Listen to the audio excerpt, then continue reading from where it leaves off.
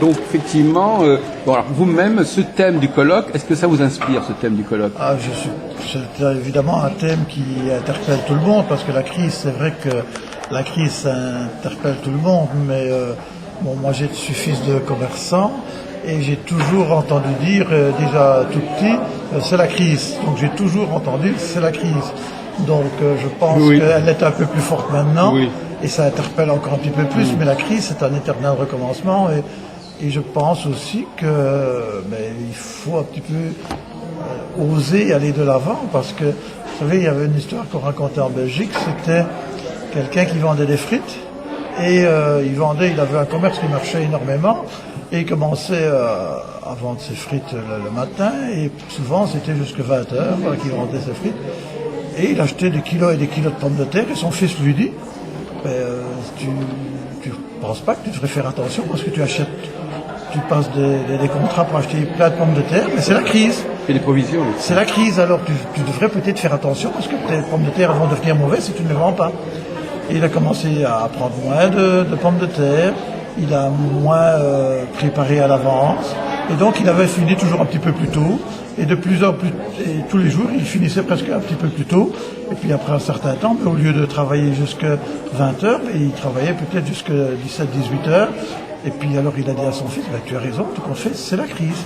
Mais je pense que c'est parce qu'il avait un petit peu peur par rapport au futur. Donc ça, je pense que là, il faut oser. Quand c'est la crise, il y a des opportunités et il faut oser. Est-ce que vous pensez que l'astrologie est capable d'étudier la crise? Et de quelle façon elle est capable d'apporter un éclairage à la crise? Oui, sûrement. Est-ce que la crise dépend intégralement de l'astrologie? Mais je ne vais pas dire qu'elle dépend de l'astrologie, mais je vais plutôt dire que dans l'astrologie, on peut trouver des solutions, certainement. Parce qu'on peut un petit peu voir, d'après ce qui s'est passé il y a des années, et revoir, ne fût-ce que par exemple avec ce Pluton qui rentre en Capricorne maintenant, et revoir ce qui s'est passé quand il était en Capricorne il y a X années, et donc chaque fois aller voir ce qui s'est passé à ce moment-là, peut-être comprendre certaines choses, et surtout les cycles, comme on a parlé ici à la conférence. Les cycles sont très importants par rapport à comprendre l'histoire en astrologie mondiale. Mais moi, personnellement, je ne suis pas très fort en astrologie mondiale, donc je ne sais pas. Non, mais d'une manière générale, par exemple, si on prend les tremblements de terre, par exemple, est-ce que vous pensez que l'astrologie explique les tremblements de terre qui ont eu lieu à Haïti, ou est-ce que c'est des phénomènes qui sont extérieurs à l'astrologie, sur lesquels on peut réfléchir, mais qui ne dépendent pas directement de l'astrologie? Bon, il y a évidemment un tremblement de terre. C'est vrai qu'un tremblement de terre peut évidemment se voir dans un thème astrologique. Maintenant, si on regarde par rapport aux éclipses, mais il faut savoir quand même qu'on sait que, je l'ai dit tout à l'heure, que l'eau, on voit les marées, on voit l'eau qui monte et qui descend tous les jours, 2 fois par jour, mais la Terre aussi, Paris ou Bruxelles, mais la Terre monte à peu près de 30 cm et descend tous les jours. Oui. Donc ça, évidemment, rien que sur le plan physique, ça fait bouger, et donc, mais ça, ce sont des petites choses qui viennent s'ajouter à d'autres, et je pense qu'on peut voir pas mal de choses, mais c'est vrai que les éclipses sont souvent porteuses de tremblements de terre. Alors, à votre avis, pourquoi est-ce que quelqu'un vient consulter un astrologue et pas autre chose, et pas quelqu'un d'autre? Mais les personnes qui viennent consulter un astrologue, souvent, enfin pas toujours, mais souvent ont déjà consulté quelqu'un d'autre avant. Moi personnellement, j'ai souvent des personnes qui vont chez une thérapeute, et quand ça ne va pas comme elles le voudraient, eh bien ces personnes-là viennent chez moi.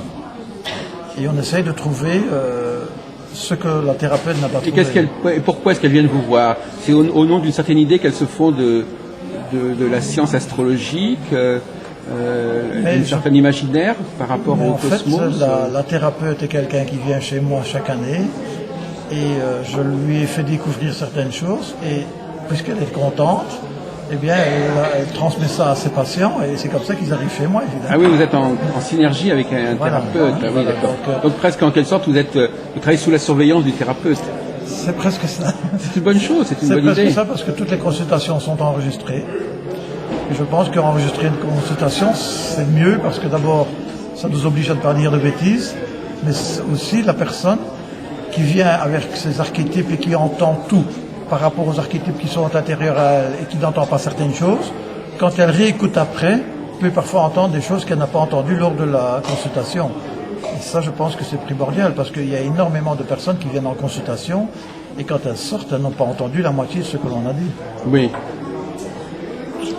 Donc, vous avez des méthodes particulières? Vous avez été formé de quelle manière? Vous me disiez tout à l'heure, avant notre entretien, que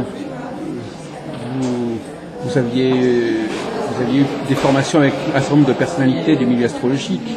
Oui, mais disons que j'ai commencé à étudier l'astrologie, maintenant je ne sais pas plus dire exactement à quelle année, avec quelqu'un qui est malheureusement décédé maintenant, qui s'appelle Étienne Cosensz, qui était, ah bon, qui était francophone, pharmacien, qui était francophone, ah donc oui, qui donnait des cours à Liège. Comment ça s'écrit, Cosensz? Cosensz, c'est C-O-S-Y-N-S. Vous avez connu M. Jean Oyou à Liège? Vous avez entendu parler de lui? J'ai déjà entendu, oui, je le connais un petit peu. Mais pas, il est mort il y a longtemps, mais... mais... Je savais pas qu'il était décédé. Oui, il est mort très jeune, il est mort à 45 ans. C'était à cette époque-là, vous travaillez aussi né à Liège, je crois. Je sais pas où il est né. Si, enfin, peu importe. Donc vous étiez passé, M. Cosensz, c'est ça? Ah oui, avec donc Étienne Cosensz. Là-bas, j'ai commencé l'astrologie parce que je trouvais ça amusant. Moi qui suis relativement cartésien au départ. Donc j'ai commencé l'astrologie en me disant, ben voilà, tiens, ça va je vais bien m'amuser en allant suivre ces cours-là. Et puis alors après un an, je me suis dit, ben, oula, ce qu'on fait, ça fonctionne. Et alors à ce moment-là, j'ai commencé à travailler un petit peu plus. Et puis alors, après 4, 5, 6 ans, je me suis dit, tiens, il faudrait que quelque chose qui me donne le courage d'apprendre, de me perfectionner. Mais il faut que j'aie un but pour ça. Et alors, c'est à ce moment-là que j'ai commencé tout doucement à enseigner à quelques amis. Et puis, j'ai eu des cours d'astrologie qui a pris de l'ampleur. Et maintenant, je donne des cours donc à Bruxelles et à Liège pratiquement toutes les semaines. Vous êtes un des enseignants significatifs de la vie astrologique belge. Disons qu'il y en a quelques-uns, je ne sais pas combien de personnes il y en a qui enseignent, mais disons dans les personnes qui ont pignon sur rue, je vais dire, je suis un de ceux-là, quoi. Hein, donc de ceux qui sont connus en tant que professeur d'astrologie à Bruxelles et à Liège. Vous connaissez peut-être M. Vanez? Monsieur Jacques Vanez? Il n'y a rien non plus. D'accord. Alors donc comment s'organise votre école d'astrologie? C'est en plusieurs années. Oui, mon école d'astrologie en général, il y a 3 ans de cours. Oui. Une année où je donne les bases de l'astrologie, une deuxième où je perfectionne sur l'interprétation d'un thème, et une troisième sur les prévisions. Tout ce qui est prévisionnel. Quel est le recrutement? Parce qu'on s'inquiète beaucoup. Vous savez qu'on a remarqué ici, mais c'est tout à fait exceptionnel, l'âge avancé du public. Oui, est-ce que vous êtes bien placé pour savoir quelles sont les couches de population socioculturelles qui sont intéressantes? C'est très très variable, mais c'est vrai que des jeunes d'une vingtaine d'années, par exemple, ça c'est assez rare. Je crois. C'est assez rare, mais trentaine d'années, ça j'en ai quand même pas mal. Oui. Donc quand ils ont eu le retour du Saturne, peut-être qu'à ce moment-là... Mais pourquoi viennent-ils suivre ces cours? Est-ce que c'est pour devenir astrologue ou c'est dans un but plus personnel? Je pense que c'est plus personnel au départ en tous les cas. Il y en a de temps en temps un qui vient avec le but de devenir astrologue, mais finalement il n'y en a pas énormément. Vous ne cherchez pas, vous ne les différenciez pas spécialement, ces différentes motivations. Faites le même enseignement que la personne veuille être astrologue ou pas. Bien sûr, mais on reconnaît tout de suite quelqu'un qui a envie d'enseigner parce que directement qu'il a compris, il explique aux autres, donc ce qui n'est pas désagréable du tout. Je pense que tout le monde a sa place pour un jour être enseignant en astrologie. Vous savez, quand moi j'ai commencé à étudier l'astrologie, j'étais sûrement pas le meilleur, loin de là, et puis c'est avec les années que j'ai pris conscience de du travail que l'on pouvait faire avec ça, et que là, je me suis mis à fond. Maintenant, vous savez, tous les jours, je fais de l'astrologie, donc j'en fais un maximum d'heures, disons, même par jour. Vous êtes plutôt plus enseignant que praticien, quelque part, non? Alors, j'estime que l'on ne peut pas enseigner sans pratiquer. Vous avez un minimum d'heures de... Oui. Mais j'ai toujours un autre métier, puisque je suis enseignant. Dans un autre domaine. Dans un autre domaine. Ah oui, vous êtes un homme très occupé, très organisé. C'est vrai que je dois m'organiser énormément. Et donc, à mon âge, tous mes cours évidemment sont préparés. Je ne dois plus pour l'école, je ne dois plus. Oui, il faut faire le travail, il faut aller là-bas, il faut le voir. Oui, bon, enfin, ça me prend quand même moins de temps qu'un jeune professeur. Oui, bien sûr. Qui débute. C'est rodé, comme on dit en France. Par contre, en astrologie, là, je ne suis jamais content de ce que je fais. Oui. Et chaque fois que je redonne, chaque année, mes cours sont repotassés. Donc c'est votre enseignement non astrologique qui est un petit peu routinier, mais en astrologie, ça. En astrologie, oui, vous le retravaillez parce que chaque année, je retravaille chaque cours. Mais alors justement, est-ce que vous êtes très exigeant dans votre façon de présenter le savoir astrologique et est-ce que les élèves sont très exigeants dans la cohérence, dans les explications? Oui, les élèves sont certainement très... oui, pour les explications, ils ont besoin d'explications, disons, de revenir sur les mêmes problèmes, donc sur les mêmes explications, revenir 3 fois sur la même chose pour vraiment intégrer tout ce que l'on apprend, parce que bon, il y a plein de techniques en astrologie que si on explique ça une fois, qu'on donne 2 exemples et puis qu'on passe à autre chose, mais la personne ne va pas l'avoir intégré, donc il faut absolument que... Pour vous, vous enseignez, est-ce que on a l'impression en vous écoutant que vous enseignez un peu l'astrologie comme on enseignerait une langue étrangère, il faut apprendre la langue avec la grammaire, avec le vocabulaire. Mais en fait, je pense qu'en astrologie, parce que souvent on dit l'intuition, je pense que l'intuition, c'est, vous savez, dans une planète, elle veut dire plein de choses. Eh bien, si vous ne connaissez pas toutes ces choses qu'elle peut dire, vous n'aurez jamais l'intuition de savoir laquelle vous devez choisir quand vous avez la personne devant vous. Donc il faut quand même avoir le savoir, et seulement à ce moment-là, l'intuition vient en aide pour pouvoir faire une consultation convenable. Mais parce que souvent on a remarqué quand même que les élèves n'étaient pas si...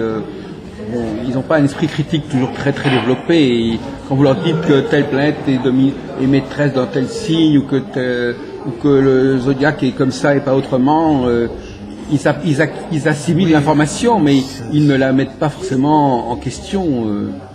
Est-ce que le niveau des élèves, c'est ils ont fait ils ont quoi? Ils ont un bac, ils ont fait le gymnase, comment dire? Encore, j'ai un petit peu de tout. J'ai vraiment eu de tous les niveaux. J'ai eu des personnes qui venaient faire l'astrologie parce que ils ne s'étaient pas épanouis justement dans leurs études. Oui, vous comprenez, qui n'ont pas fait d'études et puis qui viennent là-dedans et qui se disent tiens, maintenant j'ai vraiment envie d'étudier. Oui, c'est un rattrapage. Par contre, j'ai eu régulièrement des psychologues et des personnes qui avaient fait 5 années de cours après le bac, donc c'est loin d'être des imbéciles. Est-ce qu'à votre avis, on peut prouver l'astrologie et comment? Ça, c'est une bonne question. Oui, je suis certain qu'on peut prouver l'astrologie, mais le problème, c'est que les médias, souvent, ne donnent pas l'occasion que l'on puisse prouver l'astrologie. Les personnes qui critiquent l'astrologie, ce sont des personnes qui ne la connaissent pas. Et ça, ce n'est pas une preuve d'intelligence non plus, parce que quand, je ne citerai pas de nom, mais j'ai déjà entendu des personnes à la télévision qui critiquaient l'astrologie et qui ne connaissaient rien de l'astrologie. Pour pouvoir critiquer quelque chose, il faut l'apprendre. Et il s'est avéré, dans le passé, je n'ai plus de nom en tête, mais que des personnes avaient étudié l'astrologie pour la critiquer et étaient devenus de bons astrologues. Oui. Il y a aussi parfois des astrologues qui ne connaissent pas très bien leur sujet.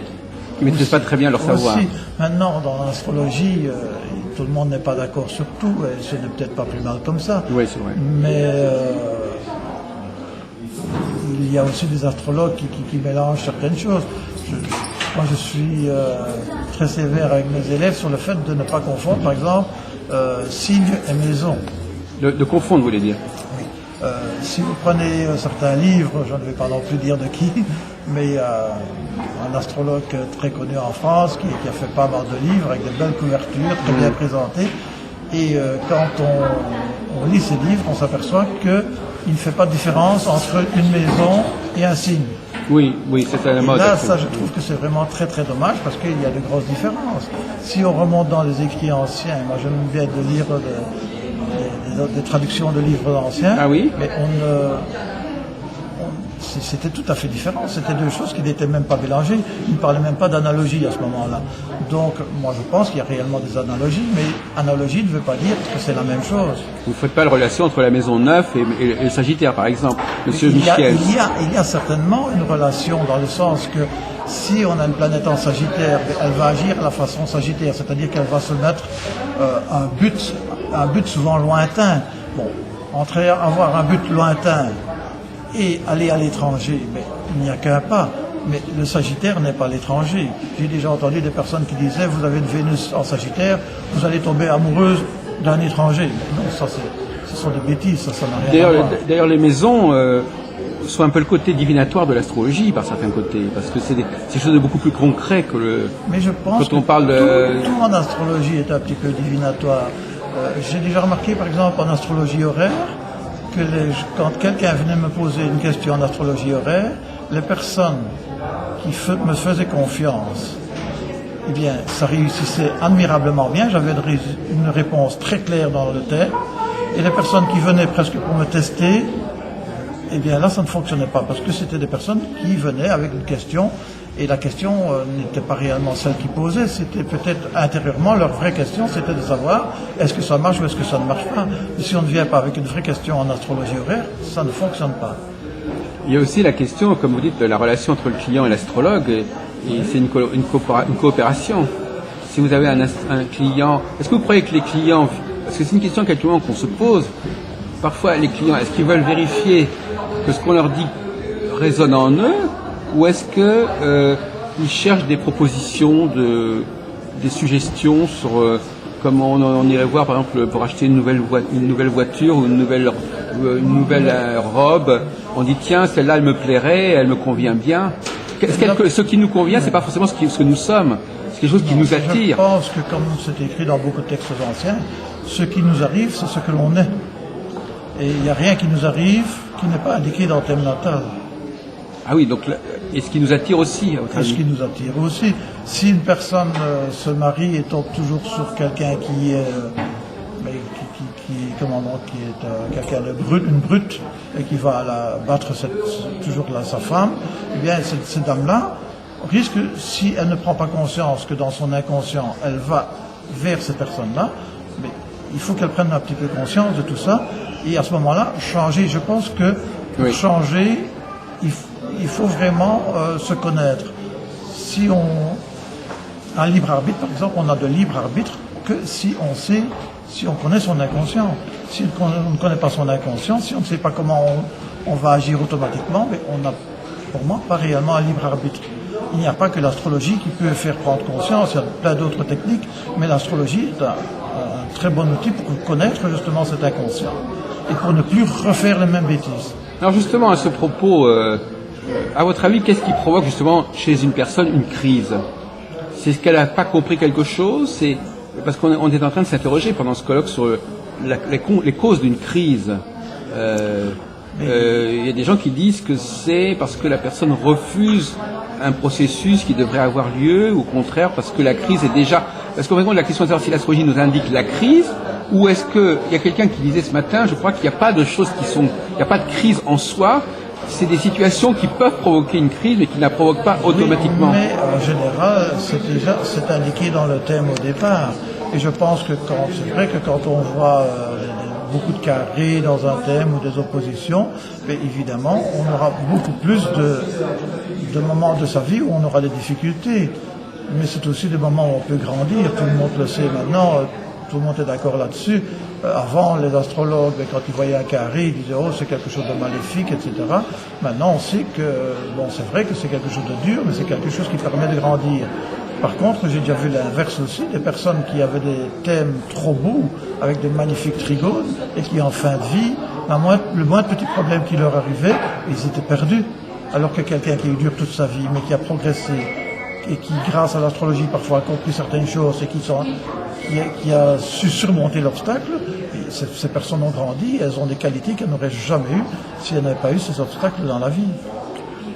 Mais à votre avis, je ne sais pas si on vous demande comme ça, monsieur l'astrologue, monsieur Jean-Marie Michel, si on vous demande quelle est la leçon de sagesse de l'astrologie, qu'est-ce que c'est, sur quoi elle insiste l'astrologie, quelles sont les lois à respecter, à comprendre? Mais en dehors du thème, parce que tout le monde ne peut pas regarder le thème. Enfin, je veux dire, par exemple, est-ce que vous êtes sensible à la question du yin-yang, par exemple, ou du masculin et du féminin, de l'involution et de l'évolution. Enfin, est-ce qu'il y a des... Je sais pas, moi, par exemple, j'aurais tendance à dire que souvent la difficulté, ça consiste à, quand on est dans un processus terminal, d'accepter qu'il faille recommencer, par exemple. Moi, je donne toujours l'exemple d'une assiette... à un moment donné, il faut laver l'assiette. On ne peut pas continuer à manger dans une assiette sale. Oui, oui. Et parfois, on ne sait plus comment. Aujourd'hui, les gens ne savent. Il y a des lave-vaisselle, il y a des machines à laver. Les gens ne savent plus toujours récurer un objet. Ils ne savent plus le rendre à sa nature originelle. Je prends toujours l'exemple de 10 assiettes. Elles sont identiques. Maintenant, si chacun mange des choses différentes dans un restaurant, elles vont se différencier. Oui, mais en réalité, à un moment donné, on les relave pour qu'elles retrouvent leur similitude. Oui, est-ce que l'astrologue n'est pas parfois en train de légitimer un processus résiduel au lieu d'aider la personne à retrouver une sorte de normalité? Oui, mais je pense de toute façon que quand quelqu'un passe par une crise ou l'autre, ce n'est pas comme une assiette qu'on peut laver, elle ne va pas redevenir comme avant. Justement, la personne, après une crise, si soit elle est abattue, soit elle s'est élevée, soit donc elle s'est perfectionnée, elle est allée vers un mieux, et elle ne sera pas comme elle était avant, elle aura fait un pas justement vers du mieux. Et je pense qu'elle va s'améliorer tout le temps. Mais malgré tout, elle peut aussi évacuer des choses qui se sont accumulées. Oui, c'est sûr. C'est ça un peu le cycle quand même. Oui, bien sûr, il y a des moments où il y a des trop-pleins qui doivent s'évacuer, mais tout ça, ça fait partie de l'étude d'un thème qu'il faut approfondir. Et si on veut faire un thème vraiment à fond, ça ne se fait pas en une consultation, il faut énormément de temps pour arriver à rentrer dans un problème. Si vous restez 2 heures avec quelqu'un, vous ne savez pas comment lui expliquer tout ce qu'il y a dans un thème, ce n'est pas possible. Donc finalement, ce sont surtout les élèves qui peuvent profiter de l'astrologie. Parce que les élèves, eux, ils prennent le temps de... Je pense que les élèves prennent beaucoup de temps, et il y a des choses même assez... que j'ai remarqué, c'est que je prends toujours plaisir chaque année à redonner un cours de première année, que malgré que c'est un cours de première année, j'essaye d'améliorer. Et chaque année, avec des élèves qui ne connaissent pas l'astrologie, j'apprends. Oui. Je n'ai jamais eu un cours d'astrologie auquel je n'apprenais pas presque autant que ce que les élèves apprenaient. Parce que pour chaque personne, quand on parle d'exemple, évidemment, tout de suite, ils vont prendre leur carte, ils vont aller voir si ça correspond à leur carte, et ils sortent des exemples qu'ils ont eus, et ça aide énormément à se perfectionner soi-même aussi. Oui, dans la comparaison entre la personne et son thème, c'est ça. Oui, c'est ça. Vous leur dites, tiens, ça me fait surpris. Telle planète dans telle maison et dans tel signe, et si un autre a la même maison et le même signe, ça ne va pas dire la même chose. Il y aura des nuances suivant les aspects qu'il y a avec cette planète-là. Donc justement, je voulais vous demander, à partir de quel moment on peut dire qu'une personne a terminé sa formation? Mais je pense qu'on n'a jamais terminé en astrologie. Voilà, je ne sais pas combien d'années, je pense que c'est une vingtaine d'années que je travaille ça.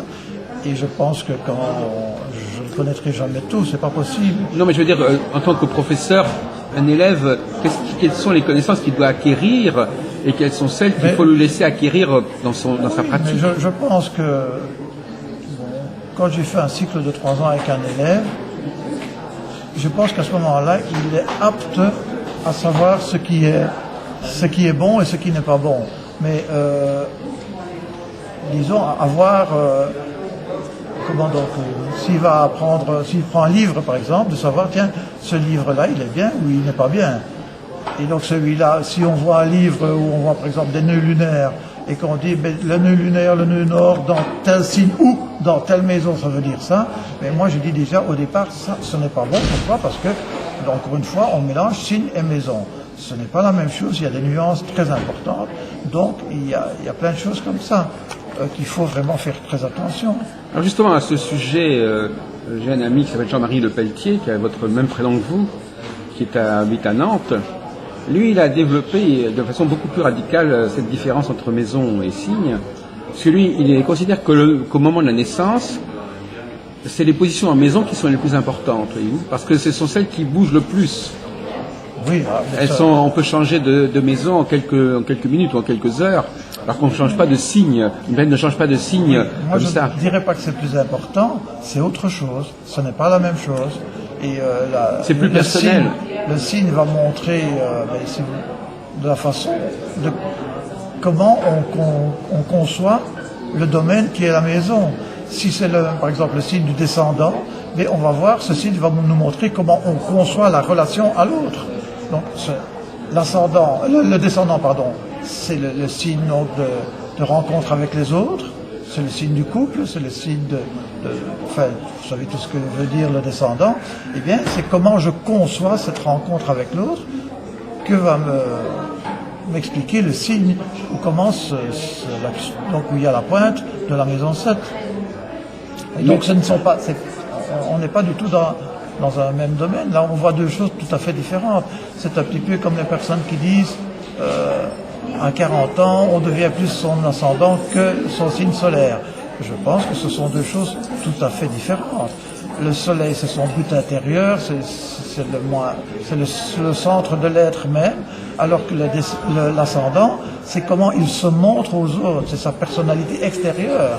C'est un petit peu comment donc les autres vont le percevoir. Donc c'est sûr qu'avec le temps, et plus le temps passe, et plus je vais affirmer mon ascendant, mais ça ne veut pas dire pour ça que le signe solaire va perdre de l'importance. Mais ce sont deux choses tout à fait différentes. Alors, il y a un thème sur lequel on discute beaucoup actuellement, c'est le choix du moment de la naissance. Alors, il y a plusieurs théories, même aussi bien Gauquelin que les karmiques disent, oui, on ne naît pas à n'importe quel moment. C'est pas simplement, on n'est pas à un moment et puis toc, il vous tombe des choses dessus. Il y a une sorte de volonté de se mettre en conformité avec une configuration qui nous représente. Quel est votre point de vue, Monsieur Michiels? Oui, ça c'est... Quelle est votre attitude à ce sujet? Est-ce que là, le thème de naissance, est-ce que le fœtus joue un rôle, soit karmiquement, soit biologiquement? Est-ce qu'il joue un rôle dans le moment où il va naître? Mais c'est vrai que les planètes qui sont à l'ascendant, surtout quand ils sont en fin de maison 12, on remarque que souvent le moment de l'accouchement est vraiment coloré par ces planètes. Donc ce n'est pas par hasard qu'on est à ce moment-là. Mais vous voulez dire qu'on peut décrire comment l'accouchement s'est déroulé par le... Souvent, oui, on voit très souvent, par exemple, une personne qui a un Pluton là-bas, qui est née, eh bien cette personne-là est née avec le cordon ombilical autour du cou. S'il y a un Mars à ce moment-là, mais souvent l'accoucheur aura dû prendre un bistouri et faire une césarienne ou quelque chose comme ça. Donc il y a beaucoup d'éléments comme ça qui peuvent venir montrer des choses comme ça par rapport à la naissance. Donc l'ascendant, c'est vraiment le moment de la naissance. Maintenant, est-ce que c'est le moment où l'enfant sort du ventre de la mère ou est-ce que c'est le moment de la première respiration? Là, c'est quelque chose que j'ai beaucoup travaillé ce moment-ci parce que j'ai un cas exceptionnel justement d'un enfant qui est venu au monde et qui n'a commencé à respirer que plus de 10 minutes après. Et il n'est pas mort. On ne sait toujours pas comment il n'est pas mort, mais malheureusement cet enfant est anormal. Mais là, je vais un petit peu travailler pour essayer de voir si c'est vraiment le moment où il a respiré ou bien le moment où... Mais là, je ne saurais pas vous dire maintenant. Je vais pas non, mais le thème natal, à votre avis, il correspond... Il y a plusieurs théories là-dessus. Est-ce qu'il correspond à une programmation qui a été vue, vécue ou décidée sur un autre plan? Est-ce qu'il correspond à une représentation d'une réalité biologique antérieure? Ou est-ce qu'il est lui-même déterminant de ce que la personne est parce que la personne est née à ce moment-là et les astres vont le mettre à leur image, enfin, il sera à l'image. Je pencherais plus pour cette dernière solution, dans le sens que les astres qu'il y a dans la carte du ciel, à ce moment-là, leur position, vont quand même influencer très fort les archétypes intérieurs. Et donc, ça va automatiquement un peu nous façonner d'une façon ou d'une autre. Imprégné très fortement par l'état du ciel au moment où il naît. Ah oui, moi je pense. Non, parce qu'il y a la théorie inverse qui dit qu'il va naître à un moment, il va choisir à un moment qui va refléter son être intérieur. C'est possible, mais quant à savoir si c'est l'un ou si c'est l'autre, franchement, je ne saurais pas me positionner là-dedans. Alors par exemple, je parlais tout à l'heure de l'esprit critique des élèves en astrologie, et moi-même j'ai remarqué qu'il y avait des choses qui passent, il n'avait pas toujours une terrible exigence. Par exemple, le zodiaque, je vais me mettre un peu dans la position comme ça d'un élève de première année qui me dit, mais le zodiaque, ces symboles zodiacaux, d'où ils sortent, est-ce que c'est cohérent, c'est fondé sur quoi, quelle est leur source?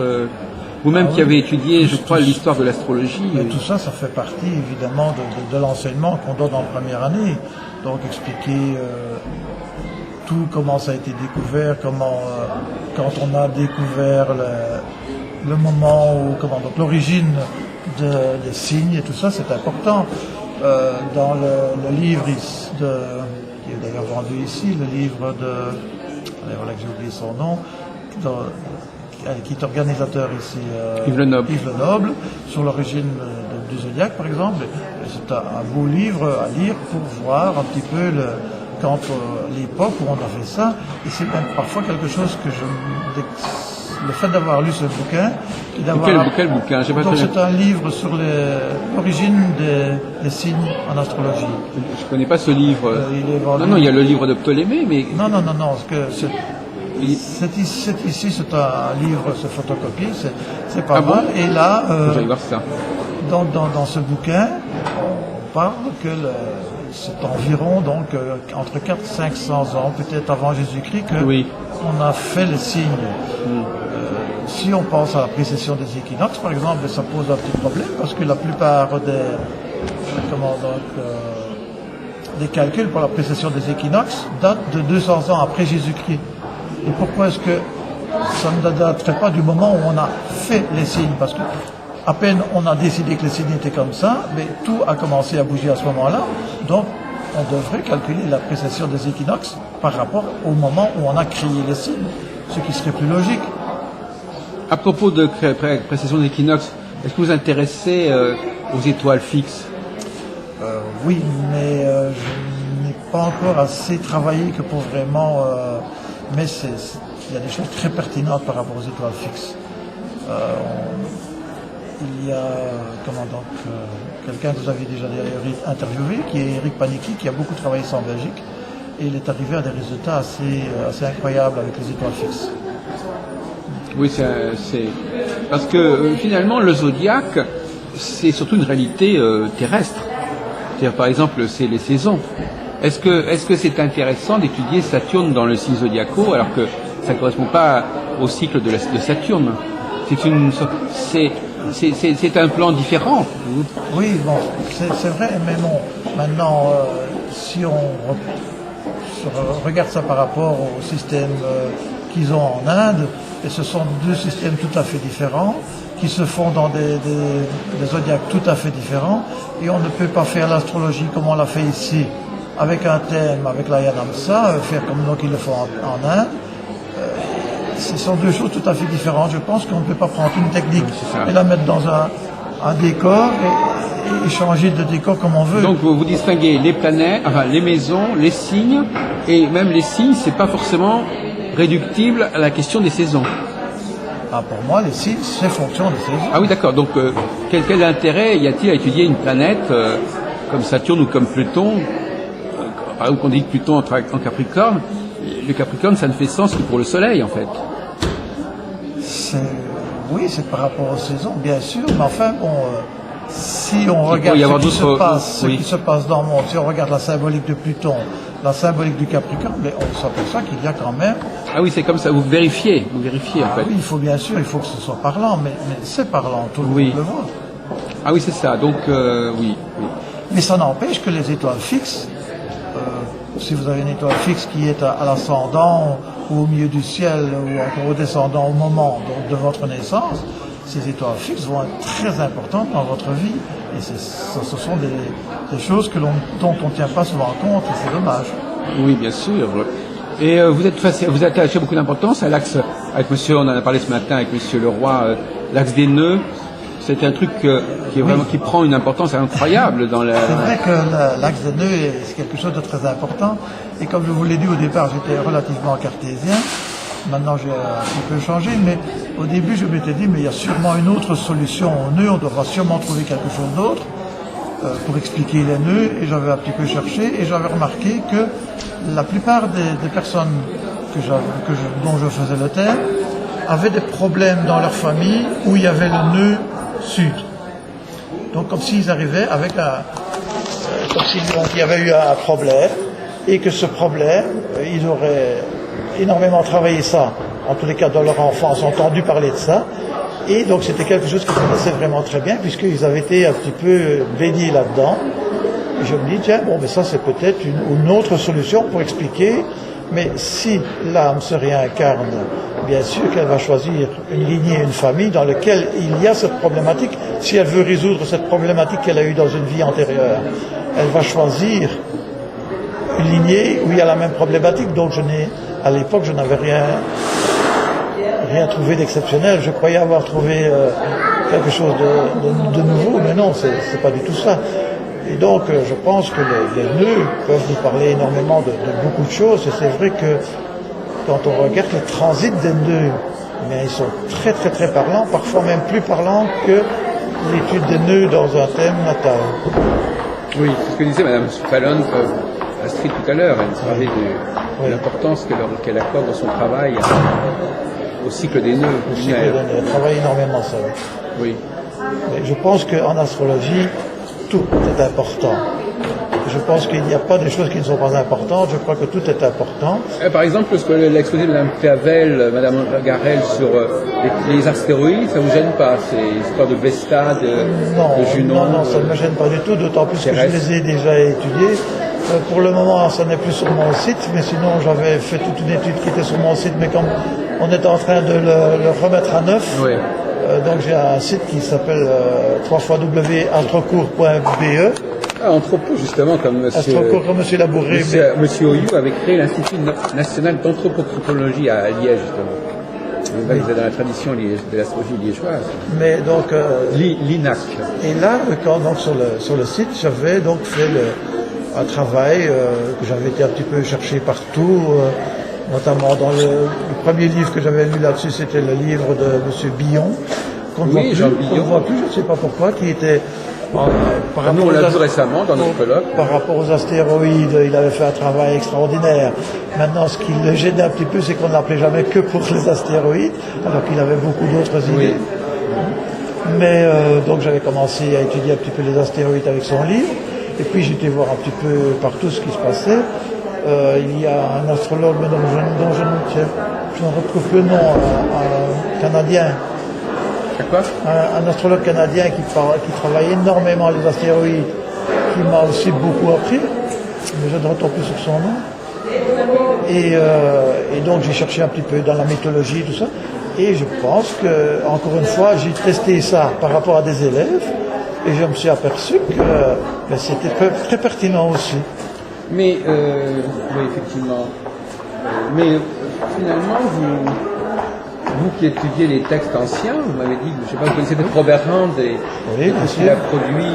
Mais Robert Rand, il y a beaucoup de ses écrits qui ne sont pas traduits en français, mais que j'ai... Non, mais même au niveau des travaux anciens, ça ne vous gêne pas que nos prédécesseurs ne connaissaient pas toutes ces planètes Ah, mais je pense que... Je ne sais plus qui l'a dit, je pense que c'est hier qu'on a dit ça ici, que les transsaturniennes, elles agissent avec une relation avec d'autres planètes. Moi, je pense aussi un transit d'une transsaturnienne ne va jamais agir seul. Il y a toujours une autre planète. Donc on peut s'en passer à la limite. Je veux dire qu'on peut travailler sans ça. Pourquoi se passer d'un outil? Non, mais si on ne les connaissait pas. Mais les astrologues anciens, ils arrivaient à faire des prédictions souvent plus justes que certains astrologues maintenant. Il y a des astrologues indiens qui ne les utilisent pas non plus forcément. Alors, comment vous expliquez ça, qu'ils pouvaient arriver à des choses justes, alors qu'ils avaient moins de planètes, ou moins d'astéroïdes? Mais je pense que les choses concrètes qui nous arrivent, on ne les voit pas avec les transpersonnels, avec les transsaturniennes. Pour relativiser l'utilisation de... non, je ne les relativise. Non, je pense qu'ils nous mettent tout de suite sur la voie pour nous dire, bon, Uranus, mais où il est. Mais c'est sûr qu'il y a des choses instables, ça va donner de l'instabilité, ça va donner beaucoup d'électricité dans l'air. Et c'est sûr que si vous avez Uranus qui passe dans la maison 7, ça ne veut pas dire que ça va faire un divorce. Il faut autre chose pour voir qu'il y aura un divorce. C'est pas Uranus qui va faire le divorce. Mais c'est sûr qu'au moment où il va passer dans la maison 7, il va donner une certaine instabilité. Et donc je vais voir toutes les planètes comme ça. Si Pluton passe quelque part, mais il n'y a rien à faire. Il va y avoir des remises en question, il va y avoir des transformations, il y a plein de choses comme ça. Mais parfois, ça ne va pas. Il ne va pas y avoir des événements concrets par rapport à ça. La personne peut se transformer sans avoir eu un événement vraiment marquant qui va la transformer. Oui, c'est donc, un état qui est, quand la planète passe. Oui, donc ce sont des choses on peut travailler sans ça en fait. Il y a des choses qui nous échapperont, mais c'est pas, les choses les plus concrètes seront quand même captées par les planètes classiques. Je pense que par les planètes classiques, on doit pouvoir trouver beaucoup de choses en tous les cas. Mais vous croyez vraiment, Monsieur Michel, que je vais vous poser une question un peu provocatrice, mais actuellement c'est un peu un sujet de discussion. Est-ce que vous croyez pas que c'est un peu exagéré de laisser entendre que, de la même façon que tel personnage célèbre a un thème astral, toute personne, quelle qu'elle soit, a aussi un thème astral, alors qu'il n'a pas la même dimension psychologique, elle n'a pas la même personnalité, la même envergure. Est-ce que ce n'est pas un peu exagéré que de laisser croire aux gens qu'ils ont tous un thème à la même façon que Obama ou que Sarkozy ou que tel roi de... Tout le monde a sa personnalité et toutes les personnalités sont indiquées dans un thème si on l'étudie convenablement. Mais tout le monde n'a pas envie d'être connu comme Obama ou tout le monde... Vous savez, il y a des personnes qui sont très heureuses en vivant caché. Ce n'est pas parce qu'on va se mettre devant de la scène que l'on est plus heureux. Mais ça, c'est peut-être également caractéristique, cette attitude. Ça pourrait peut-être se voir dans le thème, à la limite. Il y a par exemple des grands créateurs et puis il y a des millions de gens qui vont voir leur production. Donc tout le monde n'est pas... Il y a des gens qui sont dans le collectif beaucoup plus que d'autres. Oui, c'est sûr. Maintenant, donc quand on est dans le collectif, on n'a pas forcément besoin d'être... Quant à dire, en voyant un thème de naissance, cette personne-là va être reconnue dans le monde, va être quelqu'un d'important, ça, ce n'est pas évident à dire. Hein, c'est pas évident à dire, mais on n'est pas non plus obligé de laisser croire que tout le monde... Nous, dans le dernier colloque que nous avons organisé, on a dit que éventuellement, il faudrait commencer par se demander si la personne effectivement est ou non concernée par l'astrologie. Est-ce qu'elle réagit réellement aux facteurs astrologiques ou pas?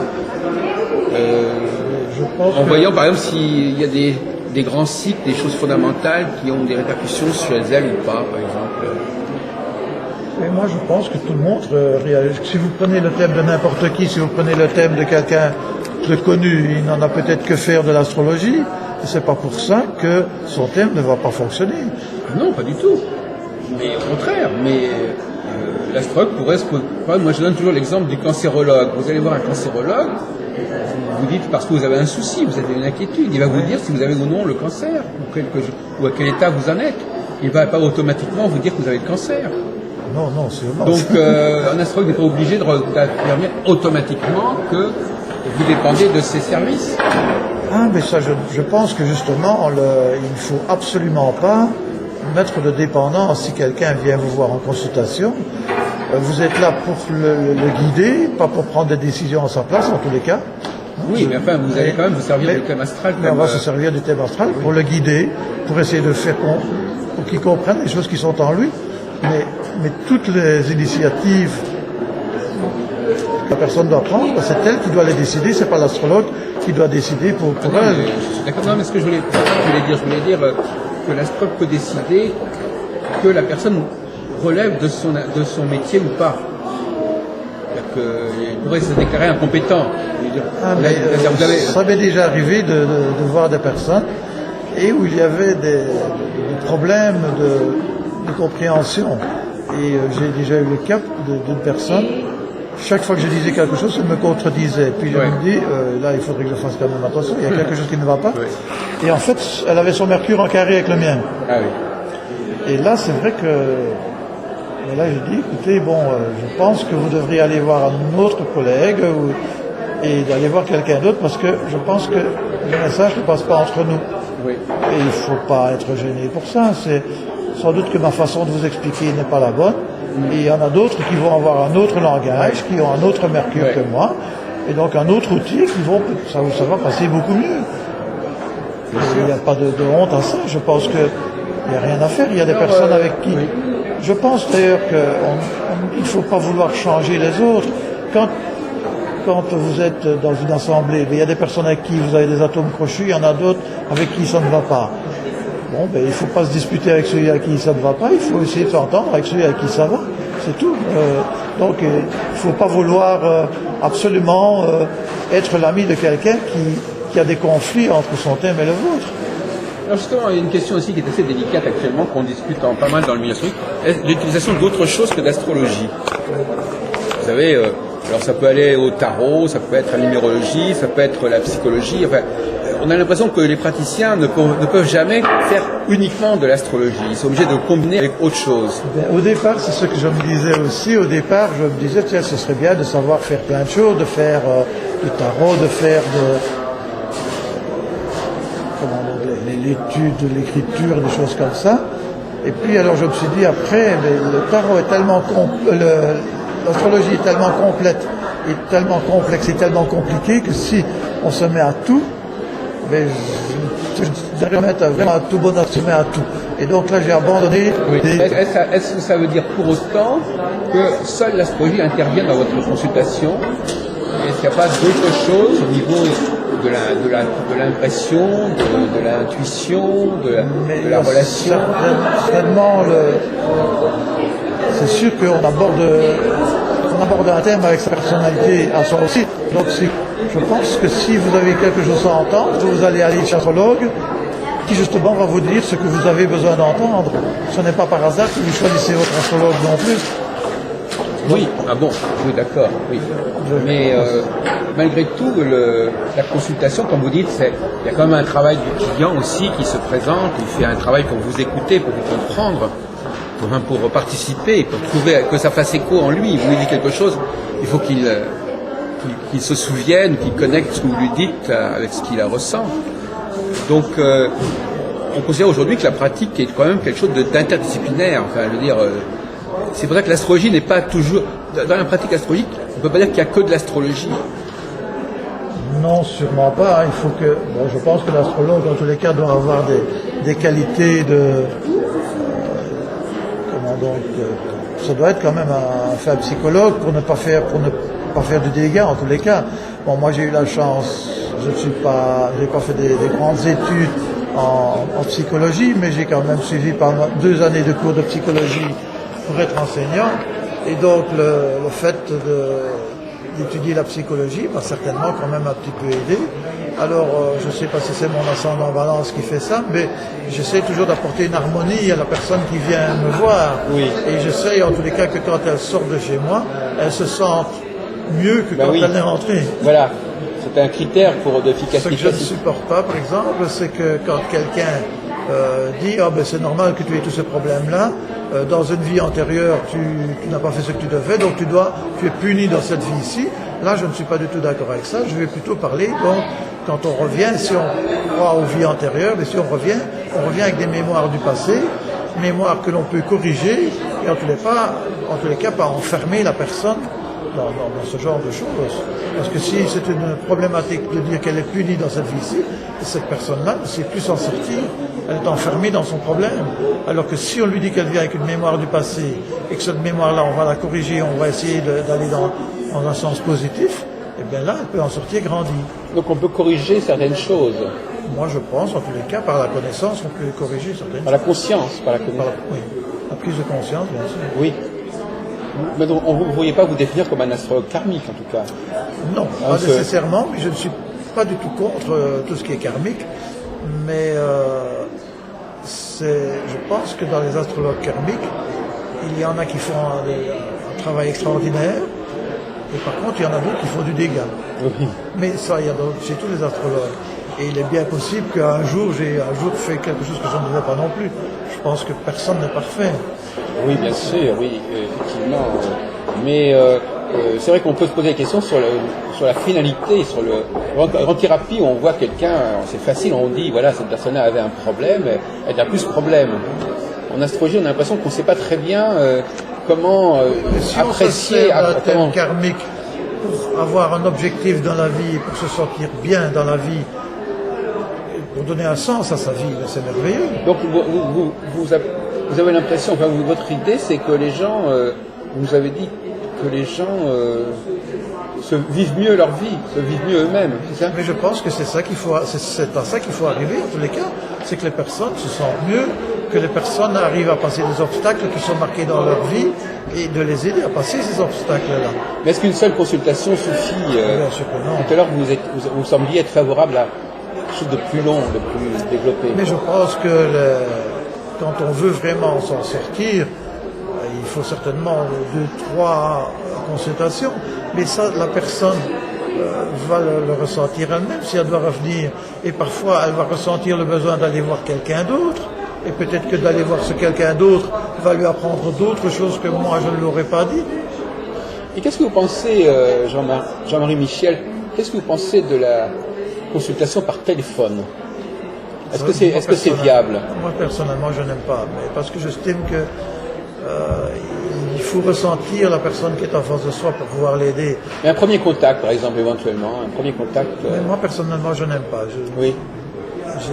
C'est quelque chose. Je le fais de temps en temps quand on me demande pour un renseignement. Ce que je fais encore bien par téléphone, ce sont un thème horaire. Oui. Je le fais encore bien par téléphone. Oui, on comprend, oui. Alors, est-ce que vous pensez que tout à l'heure, j'avais l'impression que vous aviez l'impression quand même que la Wallonie est une bonne terre pour l'astrologie. Que c'est un endroit qui est favorable à l'apprentissage de la formation en astrologie. Ça, je ne dirais pas. Je pense qu'il n'y a pas de terres qui sont plus propices les unes que les autres. Si je viens ici au colloque, c'est plus pour rencontrer mes amis qui viennent des 4 coins de la France, justement, parce que je trouve que le fait de rentrer en contact avec tous ces autres astrologues qui viennent de tous horizons différents, c'est très enrichissant. Et donc là, je viens plus donc pour rencontrer les personnes que pour écouter le colloque. Et ça s'est produit? Vous avez pu, parce qu'effectivement, c'est pas en écoutant le colloque que vous rencontrez vraiment les gens. Non, c'est... Vous avez par exemple déjeuné avec des gens? Voilà, je suis arrivé directement, c'était déjà prévu à l'avance. J'ai un ami qui habite à Clermont-Ferrand, qui avait déjà... Monsieur Thibault, pour ne pas le nommer. C'est Thibault qui avait déjà arrangé pour pouvoir déjeuner ensemble, et il y avait d'autres personnes que je ne savais pas du tout qui seraient là. Il les avait réunis en quelque sorte. Bon, je ne sais pas si c'est lui qui avait fait ça, mais il était en tous les cas du groupe et il m'avait intégré dans le groupe. Et dans ce groupe, vous avez parlé d'astrologie ou vous avez simplement déjeuné? On a déjeuné, mais automatiquement, on parle un petit peu d'astrologie. Et quelles sont par exemple les questions qui sont ressorties comme ça à cette occasion Oula, ça vous me posez une colle, parce que ça je ne saurais plus dire comme ça, parce que j'ai tellement parlé d'astrologie. Mais qu'est-ce qui se passe quand les astrologues se rendent compte de quoi ils parlent? Je veux dire, quand ils se discutent au déjeuner comme ça, qu'est-ce qui en ressort Mais je pense qu'on parle plus de pouvoir organiser d'autres rencontres que d'astrologie même au départ. Ah d'accord, donc c'est prévu comme quelque chose qui pourrait se... Oui, souvent on essaie de se rencontrer, de se revoir. J'ai des amis un petit peu partout dans la France donc qui font de l'astrologie, que j'ai rencontrés lors de cours que j'ai suivis par-ci par-là. Il y a des fraternités comme ça. Notamment par exemple chez Denis Labouré. Moi je suis allé plusieurs fois chez Denis et j'ai rencontré des personnes là-bas que je trouve très, très sympathiques. Et donc chaque année je descends dans le sud en vacances et je vais toujours à la rencontre d'autres astrologues que je connais. Oui. Parce que chacun a sa sensibilité et tout le monde s'enrichit. Ça, je trouve génial. Justement, vous avez parlé des choses. Quels sont les changements significatifs que vous avez opérés dans l'astrologie depuis les dernières années? Conscience ou les découvertes ou les révélations? J'ai conscience de ça. Et donc, justement, le fait d'avoir qui viennent me voir pour connaître leur... Évidemment, il y a des choses qui font tilt chez moi aussi pour essayer de me comprendre moi-même. Bon. Ah oui, il y a ça aussi. Et ça, c'est... Je trouve que plus on se connaît, plus on les moins on les juge. Oui. Alors que, bon, avant, j'aurais eu tendance à juger un peu facilement les autres, et maintenant, c'est quelque chose que je ne fais plus du tout, parce que j'estime que chacun vient avec un potentiel et fait... Mais vous ne croyez pas quand même que... On fait parfois, on oublie un peu parfois la simplicité des choses en astrologie, la dualité par exemple, oui, des choses simples. On est toujours, comme moi je travaille avec l'astrologie, j'ai toujours l'impression que c'est très compliqué, que tout est très compliqué, que tout est très spécial. Mais je pense que dans la première approche que l'on a avec quelqu'un, il ne faut pas aller dans le trop compliqué. Oui. Il faut voir justement les choses simplement, essayer de même un peu expliquer moi personnellement, souvent, je ne vais pas donner un cours d'astrologie en faisant une consultation, mais il y a des petites choses que j'explique et que je leur dis, voilà, bon, moi je n'invente rien, je suis pas voyant, je regarde dans la carte du ciel et j'essaie tout simplement d'interpréter ce qui était écrit. Oui, mais enfin, monsieur Michel, avant de regarder la carte du ciel, il y a des choses qui sont encore au-delà, en amont de la carte du ciel, c'est ça. En amont de la carte du ciel, par exemple, entre un homme et une femme, est-ce que c'est pas important? Et les grands cycles cosmiques, c'est pas important? Est-ce que la carte du ciel, on a l'impression que c'est l'alpha et l'oméga de l'astrologue? C'est quand même de là que tout astrologue démarre. Oui, mais est-ce que le thème astral est là pour justement déterminer qui la personne est ou comment elle vit ce qu'elle est? C'est pas pareil. Comment elle vit ce qu'elle est, c'est-à-dire qu'est-ce qu'elle est par ailleurs. Pour moi, ce n'est pas ce qu'elle est, ce sont les archétypes qui sont en elle, qui les font. Ce sont ces archétypes-là qui font qu'elle devient ce qu'elle est. Et donc, par exemple, vous êtes né dans un certain pays. Évidemment, c'est sûr que. Pour simplifier, donc vous êtes belge apparemment. Donc vous êtes marqué quelque part par la Belgique, par la société belge, par l'éducation belge. Donc ça, c'est pas dans votre thème astral, on est bien d'accord. Non. Par contre, on va regarder dans votre thème astral quel genre de belge vous êtes. Voilà, comment vous vivez à votre thème en tant que participant de la société belge. Bon, je peux même aller plus loin, évidemment, puisque dans un thème astral, on peut voir si la personne est plus claire de peau ou plus foncée. Et c'est sûr que si c'est un Africain qui est clair de peau, il sera quand même toujours plus foncé qu'un Français qui est foncé de peau. Donc c'est toujours relatif à la personne, à son origine, évidemment. Oui, mais alors justement, par exemple, parfois, faut-il avoir des informations correctes à ce sujet. Parce que, puisque ça va servir de base de point de départ, par exemple, si je vous dis un homme ou une femme, par exemple, si vous ne savez pas ce que c'est qu'un homme ou une femme, au niveau psychologique, comment aller... Le thème astral, la personne est d'abord un homme. La question que je vous pose, monsieur Michel, est-ce que quelqu'un est d'abord un homme ou une femme avant d'avoir un thème? Mais je pense que deux personnes qui sont nées au même moment, s'il y a un homme et une femme, ce n'est pas le même thème, parce que il y a des archétypes féminins qui vont être plus forts chez la femme et d'autres qui vont être plus forts chez l'homme. J'ai le cas de petits neveux, donc c'est un garçon et une fille ce sont des faux jumeaux, mais qui sont nés à 3 minutes d'intervalle, donc ils ont pratiquement le même thème. Et dans le thème astral, il y a un carré d'Uranus sur le Soleil, et par contre il y a un trigone de Saturne sur la Lune. Eh bien, quand on les voyait en tant qu'enfant, on voyait la petite fille toute sage, toute gentille, on ne devait pratiquement rien lui dire, tout de suite elle obéissait. Et par contre, le garçon, il était hyper électrique, il s'appelle Brice et il brisait tout, quoi. C'est non plus sûrement pas par hasard que son prénom est. Oui. Et donc là, c'est le même thème pratiquement, mais un d'un garçon, l'autre était une fille, et donc là-bas, au départ, en tous les cas, ils vivent ça d'une façon tout à fait différente, puisque je pense que tout ce qui est féminin dans un thème va être plus fort pour une femme, et tout ce qui est masculin va être plus fort chez un homme. Si je prends le cas d'un Mars, le Mars montre. Si on prend le côté musculaire de l'homme, ben si la dame et l'homme vont tous les deux faire de la musculation, ben l'homme sera quand même plus musclé que la dame. Et donc ce sont les mêmes Mars pourtant. Oui. Donc je pense que quelque chose qui est martien, pour moi en tous les cas, je pense que quelque chose qui est martien sera toujours plus fort chez un homme, en tous les cas pour les muscles, et chez une dame, quelque chose qui est vénusien ou quelque chose qui est lunaire, ben, sera toujours plus fort. Est-ce qu'on peut pas dire par exemple que dans un cycle, il y a des phases qui sont mieux vécues par les hommes ou mieux vécues par les femmes. Par exemple, dans un cycle, par exemple, on peut dire telle configuration, les femmes sont mieux portées que pareil que... C'est probable, oui, c'est probable qu'il y a des choses qui sont mieux vécues parfois par un homme, parfois par une dame. Oui. C'est probable qu'il y ait des différences, parce qu'il y a quand même une grande différence au départ. Et est-ce que la crise ne serait pas justement liée parfois à une difficulté de coordination entre le masculin et le féminin, par exemple? Si on cherche les causes de la crise, à votre avis, si nous vivons une crise, on va terminer là-dessus, si nous vivons une crise, quelles sont les causes de la crise de civilisation dans laquelle nous nous trouvons, M. Michiels? Oui, moi je pense que ça, ce sont les changements. La crise est due au changement. Chaque fois qu'il y a des changements, il y a des crises. Mais changement de quoi? Changement de mentalité, changement de plein de choses. L'ouverture de l'Europe, ça automatiquement ça apporte des crises, puisque ça a ouvert le fait que certains patrons pouvaient aller installer leur usine dans un autre coin de l'Europe où ça lui coûtait moins cher. Mais donc, il faut se mettre aussi à la place du patron. Donc, le patron, s'il peut gagner plus, il va être tenté à aller à un certain endroit comme ça. Et donc,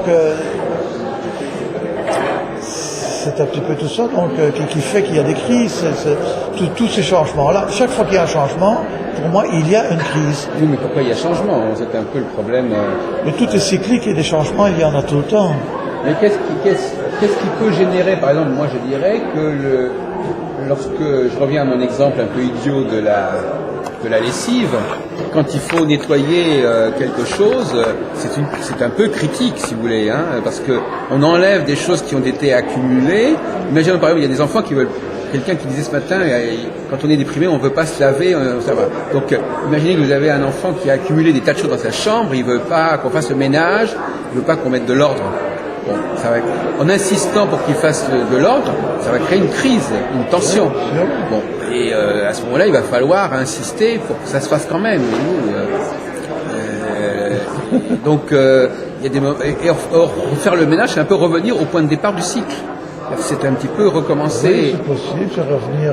Bon, mais dans tout cycle, si on prend le cycle des maisons, vous savez, quand on explique les maisons au départ simplement, en maison 1, c'est l'enfant qui vient au monde. En maison 2, il va se reposer, il va manger. En maison 3, il part à quatre pattes un petit peu dans tous les coins pour essayer de s'informer de tout ce qui est autour de lui. Et puis il avance comme ça. Et puis pour finir, il arrive après la maison 5, en maison 6. Et s'il a joué, il n'y a rien à faire, il faut remettre les jouets. Et donc ça fait aussi partie du cycle de devoir à un moment donné arriver à un moment où il faut ranger, où il faut remettre de l'ordre. Et tout ça fait aussi partie d'un cycle. Oui. Donc c'est logique. La question, c'est de savoir